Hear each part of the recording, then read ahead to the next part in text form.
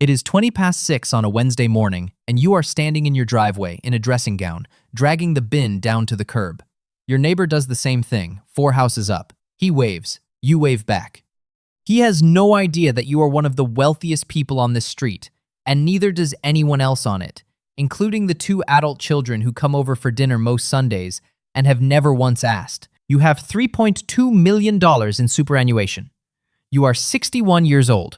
You have lived in this house for 12 years, in a street where every second front yard has the same lemon tree, and not one person has ever guessed. Not the neighbors, not the friends you have had since school, not the people you worked beside for 2 decades. There was no windfall, no inheritance, no business sale, no lucky share tip that everyone tells stories about at barbecues. You worked, you salary, sacrificed the maximum you could afford for about 25 years, and you left it alone through 2 crashes when everyone around you was moving to cash and telling you at length why you should too. That is the entire strategy. There is no second part to it, and it is the least interesting story anyone at that barbecue could possibly hear. The car in your driveway is 11 years old. It has a scratch down the passenger side that you have never bothered to fix. You could replace it this afternoon, in cash, twice over, and the balance would not visibly move. You are not going to. It starts every morning, and the air conditioning still works, and you have never once been able to construct an argument for why a newer one would improve a single day of your life. This is the thing almost nobody understands about wealth in Australia. It does not look like anything. It is a number on a screen inside an app you open maybe twice a year.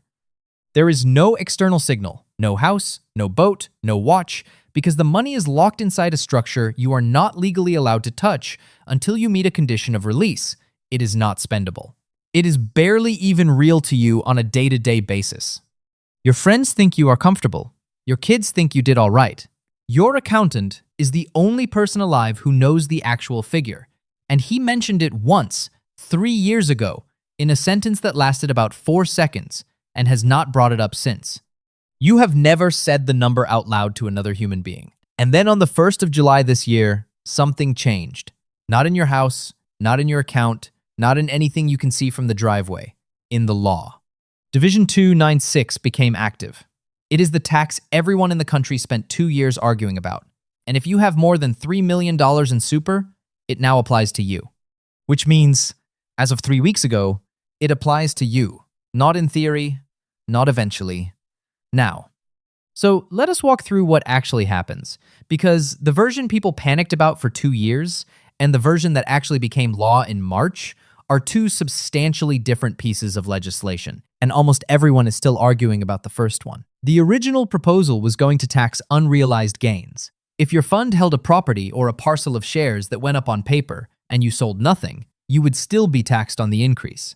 You would be sending real money to the tax office because of a valuation that existed only on paper.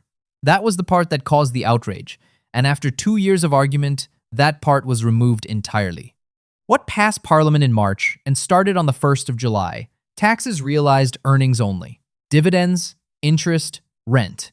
Gains you actually crystallized by selling something. If nothing is sold and nothing is paid out, there is nothing to tax that year. And if the earnings are negative, the assessment is simply nil, though you do not get to carry that loss forward against future years either. It also came with 2 tiers instead of 1. Between $3 and $10 million, an extra 15% on the relevant earnings, which takes the effective rate on those earnings to 30%. Above 10 million, an extra 25%, which takes it to 40. It is also assessed to you personally rather than to the fund, so the notice arrives with your name on it, not your funds. And both thresholds are now indexed. The 3 million moves in $150,000 steps, and the 10 million moves in $500,000 steps, tied to the same measure as the transfer balance cap. The original version had no indexation at all, which meant that in 20 years, an entirely ordinary balance would have drifted into it through inflation alone, and the tax would have quietly become a tax on everybody. So here you are at 3.2 million. You are over the line by $200,000. And this is the part that gets lost in every headline. The tax applies proportionally to the share of your balance sitting above the line, not to the whole balance, and not even to the whole 200,000. 200,000 out of 3.2 million is just over 6% of your balance.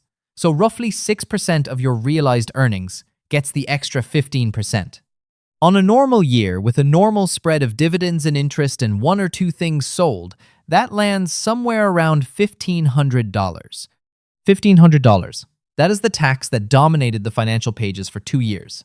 On your balance, in your first year, it cost you roughly what a decent set of tires costs.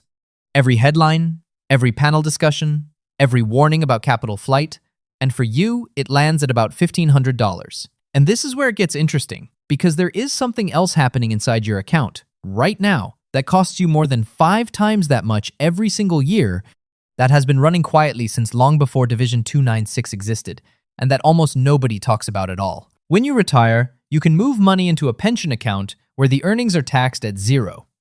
But there is a ceiling on how much you are allowed to move. It is called the transfer balance cap. It was introduced in 2017 at $1.6 million. It moves up with inflation in $100,000 steps. And on the 1st of July this year, it went from $2 million to $2.1 million. $2.1 million, not 3.2. So about $1.1 million of your balance cannot go into the tax-free side. It stays in accumulation, and the earnings on it are taxed at 15% every year for as long as you hold it there. On a normal return, that is somewhere around $8,000 a year of tax. Not $1,500, $8,000. It has been running the entire time you have been building this balance. It has never made a single headline. No politician has ever been interviewed about it on a Sunday morning program, and it will keep running for the rest of your life. That is the patent worth taking away from this.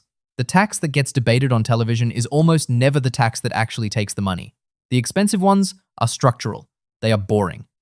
They were legislated a decade ago, argued about for one news cycle, and then everybody moved on, and they have been compounding ever since, in the background, on people who have no idea they are paying them.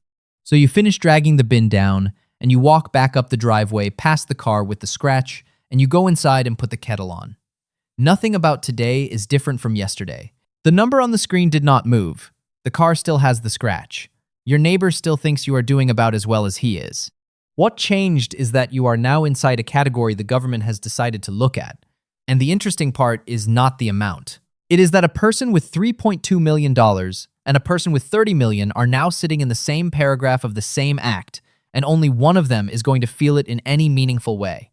The paragraph does not distinguish between you and a person with 10 times your balance except by a percentage, and percentages of very different numbers are very different lives.